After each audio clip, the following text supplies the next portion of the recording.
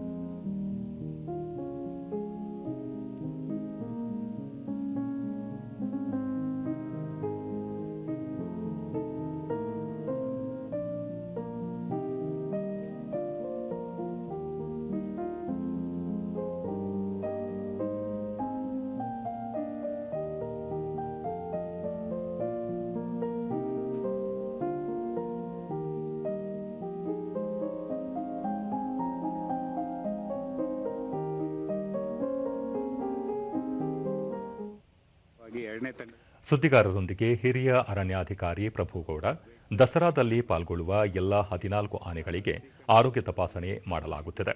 ಆನೆಗಳು ಆರೋಗ್ಯದಿಂದಿವೆ.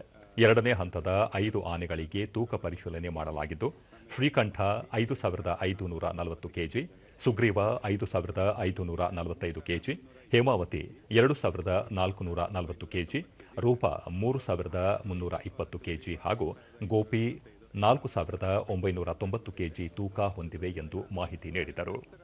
ನಾಳೆ 14 ಆನೆಗಳಿಗೆ ಗಜಪೂಜೆ ನಡೆಯಲಿದೆ. 14 ಆನೆಗಳು ಮೈಸೂರಿನ ವಾತಾವರಣ, ಶಬ್ದ ಹಾಗೂ ಜನರೊಂದಿಗೆ ಹೊಂದಿಕೊಳ್ಳುತ್ತಿವೆ. ಜನರು ಕೂಡ ಆನೆಗಳ ಜೊತೆ ಸೌಹಾರ್ದವಾಗಿ ವರ್ತಿಸಬೇಕು ಎಂದು ತಿಳಿಸಿದರು. ಇದು ಏನೋ ಸಮಾರಂಭ ಇರೋದ್ರಿಂದ, ನಾಳೆ ಕಾರ್ಯಕ್ರಮ ಇರೋದ್ರಿಂದ 11 ಗಂಟೆಗೆ ಎಲ್ಲ 14 ಆನೆಗಳಿಗೆ ಗಜಪೂಜೆಯನ್ನು ಏರ್ಪಡಿಸಿದ್ದೀವಿ. ಹಾಗಾಗಿ ಎಲ್ಲ ಮಾಧ್ಯಮ ಮಿತ್ರರಿಗೆ ಕೂಡ ನಾವು ಸ್ವಾಗತವನ್ನು ಕೊಡ್ತೀವಿ.